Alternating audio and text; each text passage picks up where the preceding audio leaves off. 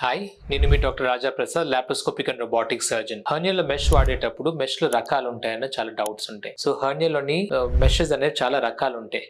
ప్రోలీన్ meshes అంటాము, వైప్రో అంటాము, అంటే ఒక ప్రోలీన్ అబ్జార్బుల్ ఉంటుంది, కొంచెం కాంపోజిట్ మెషెస్ అంటాము, కొన్ని బయోలాజికల్ మెషెస్ అని ఉంటాయి. సో ఈ మెష్ అనేది ఒక్కొక్క పేషెంట్స్ కి అవసరం బట్టి వాడుతుంటాం. ఓపెన్ ఆపరేషన్స్ చేసేటప్పుడు చాలా మటుకు ప్రోలీన్ మెష్ వాడతాం. ఐపామ్ అనేది ఉంటుంది, అంటే లాప్రోస్కోపీలో ఒక రకమైన ఆపరేషన్ చేసేటప్పుడు ఐపామ్, అంతకు ముందు చేసే లాప్రోస్కోపీ ఆపరేషన్ లో కాంపోజిట్ మెష్ వాడతాం. ఈ కాంపోజిట్ మెష్ అంటే ఆ మెష్ కి 2 లేయర్స్ ఉంటది. ఒకటేమో మనకి అబ్డోమినల్ వాల్ వైపు వస్తుంది, ఇంకోటి పేగులకి ఆనుకొని ఉంటుంది. సో ఇంకో లేయర్ పేగులకి ఆనుకొని ఉండడం వల్ల పేగు వచ్చి పైన అతుక్కోకుండా ప్రివెంట్ చేస్తుంది. సో దాన్ని కాంపోజిట్ మెష్ అంట. ఈ బయోలాజికల్ మెషెస్ అన్నది కొంతమంది పేషెంట్స్ లో ఇన్ఫెక్షన్ ఉన్నప్పుడు, లేదు కొన్నిసార్లు అబ్డోమినల్ క్లోజ్ చేయడానికి కావాలన్నప్పుడు ఎమర్జెన్సీలో వాడుతుంటాం. కానీ ఈ మెష్ ఏదైనా సరే హెర్నియా ఆపరేషన్ లో మెష్ పెట్టడం వల్ల ఆ అబ్డోమినల్ గట్టిపడి మళ్ళీ హెర్నియా వచ్చే అవకాశాలను తగ్గిస్తుంది.